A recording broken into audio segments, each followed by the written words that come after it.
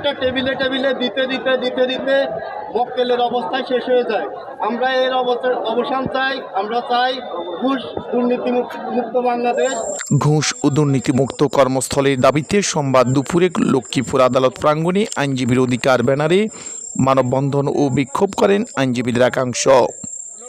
তারা বিচারক ফেসকারের অনৈতিক ঘুষ দাবি করা ও অহেতুক ফাইল ঠেকিয়ে টাকা নেয়ার বিরুদ্ধে ঝাঁঝালো বক্তব্য দেন। আমরা আদালতে যদি একটা মামলার সইমুড়ি নকল তুলতে চাই, সেক্ষেত্রে আমাদের বিভিন্ন পর্যায়ে টাকা দিতে হয়। কিন্তু আমরা যখন একটা মামলা হয়, মামলার ফটোকপি তুলতে হয়, তখন আমরা 300 থেকে 400 টাকা খরচ করতে হয়।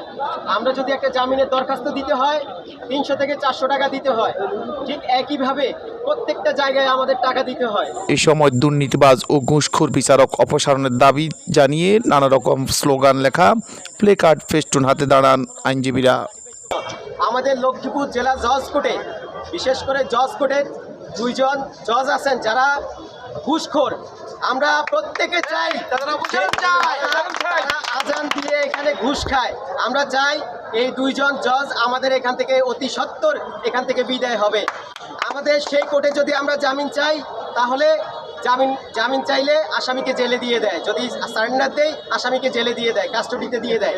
কিন্তু দুপুর 2টায় যদি আমরা টাকা দেই, তাহলে সে আসামি জামিন হয়ে যায়। তাহলে আপনি সকালবেলায় আসামিকে জামিন না মঞ্জুর করেন, দুপুরবেলায় আপনার জামিন দেন টাকার বিনিময়ে।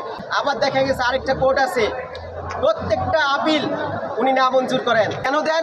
এটা হচ্ছে উনার টোপ। কেমন টোপ? উনার সাথে যোগাযোগ করতে হবে, লাখ টাকা, 2 লাখ টাকা উনাকে দিলে তারপরে উনি মামলা তারপরে খালাস করেন। প্রধান বিচারপতির কাছে আমাদের আবেদন যে আগামী 7 দিনের মধ্যে তদন্ত করে এই ঘুষখোর 2 জন জজকে এখান থেকে বিদায় করবেন, না হলে আইনজীবী সমাজ জেগে উঠলে পরবর্তী ভিন্ন কিছু হবে।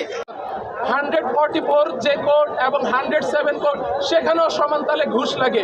এই ঘুষের টাকা কে দেওয়া লাগে? আপনাদের মতো জনগণকে এই টাকাটা ক্যারি করা লাগে। বৈষম্য সব জায়গায় আছে। আমরা সকল ধরনের বৈষম্যের মুক্তি চাই।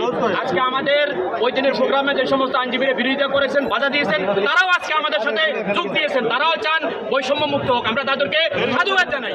সকল মতানৈক্য ভুলে এ সময় বক্তব্য রাখেন জুনিয়র ও সিনিয়র আইনজীবীগণ। একটা মামলায় তারা 3-4 হাজার টাকা করে নিয়ে যায়, শুধুমাত্র তারা কাগজটা প্লেস করবে এই জন্য। আর কিছু পেশকার এখানে আছে, দেখলারা শুরু করলো একজন পাক্কা মুসলমানের মতো, কিন্তু তাকে আমি দেখি যে সে একটা টাকা ছাড়া তার ফাইল সে ছাড়ে না।